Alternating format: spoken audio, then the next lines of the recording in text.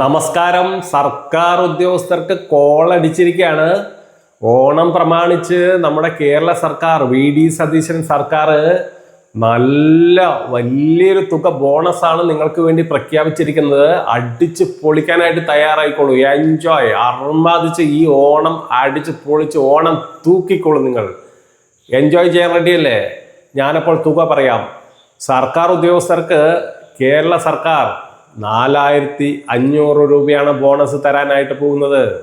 അപ്പോൾ നിങ്ങൾ ഞെട്ടിയിട്ടുണ്ടാവും. ഈ 4500 കൊണ്ട് എന്ത് ചെയ്യാനാണ്, എന്താവും, എന്ത് വാങ്ങിക്കാൻ പറ്റും എന്ന് നിങ്ങൾ ചിന്തിക്കും. കിട്ടുന്നത് ലാഭം. സർക്കാരിന്റെ ഖജനാവിൽ 10 പൈസ ഇല്ലല്ലോ, എന്ത് ചെയ്യാൻ പറ്റും? ഉള്ളത് കൊണ്ട് ഓണം പോലെ ആഘോഷിക്കാം. അത് കൂടാതെ നിങ്ങൾക്ക് കിട്ടുന്നത് 20,000 രൂപ അഡ്വാൻസ് ആണ് സർക്കാർ തരാനായിട്ട് പോകുന്നത്. അടിച്ച് പൊളിച്ചില്ലേ?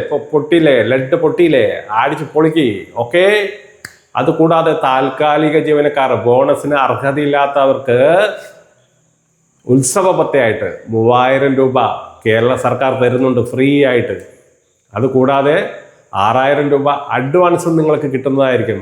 ആടിയല്ലേ? അടിച്ച് പൊളിക്കല്ലേ? ഹാപ്പി. ഓക്കെ. അതുകൂടാതെ സ്കൂളിലെ ആയമാർ, സ്കൂളിലൊക്കെ ആഹാരം വെക്കുന്ന ആയമാർക്ക് 1550 രൂപയും ഉണ്ട്. അതുപോലെ എംപ്ലോയ്മെന്റ് വഴി ദിവസ വേതനത്തിൽ ജോലി ചെയ്യുന്ന ആൾക്കാരുണ്ടല്ലോ, അവർക്ക് 1460 രൂപയുണ്ട്. ഹാപ്പി. ഓക്കെ. അപ്പോൾ ഈ ഓണത്തിന് എല്ലാവരും ഹാപ്പി ആയിരിക്കണമെന്നാണ് കേരള സർക്കാർ വി സതീശൻ സർക്കാർ തീരുമാനിച്ചിരിക്കുന്നത്.